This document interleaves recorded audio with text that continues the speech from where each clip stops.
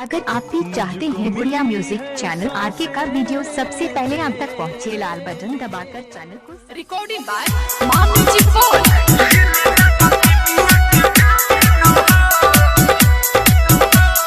DJ Akhilesh Lokha, DJ Rahul Deewana Bandhuchak, DJ Rahul Deewana बंधुचक। शुरू हो गइल माई के पूजा नामा, बाजो माँ भोला ले यादो के भाजा नामा। अरे टेंट वाला भाई काम मुँह तक ले बड़ा चालू करा। शुरू हो गइल माई के पूजा नामा, बाजो माँ भोला ले यादो के भाजा नामा। सभे हो जा जल्दी खड़ा लगाव जोर से जय काटा, सभे हो जा जल्दी खड़ा लगाव जोर से जय काटा। मुँह खुली बाजी तालीन हो, हिले लागल निमिया के डालीन हो, आ गइली माई बिना वालीन हो। हिले लागल निमिया के डालीन हो, आ गइली माई बिना वालीन हो।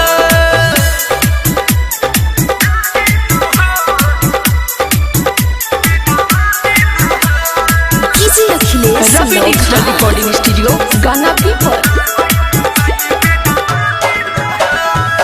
माई के महिमा पाय परमिया पाद हो, सुनेली सब भगतन के गुहार हो।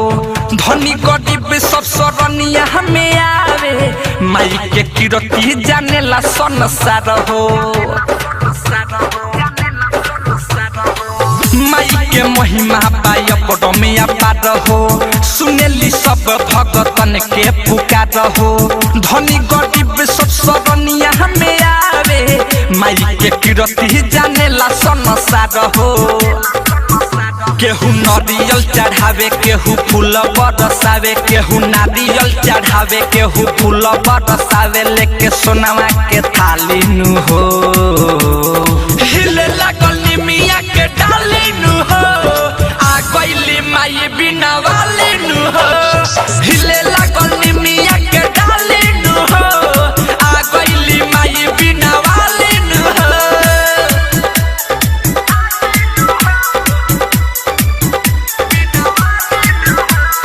DJ Akhilesh Lokha, DJ Rahul Deewana Bandhuchak, DJ Rahul Deewana बंधुचक।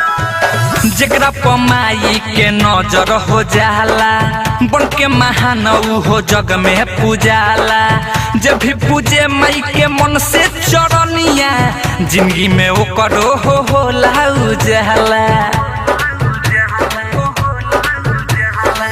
जेकरा पमाई के नजर हो जाला, बन के महान हो जग में पूजाला। जब भी पूजेला मन से माई के चरनिया, जिंदगी में ओकरा होला उजाला।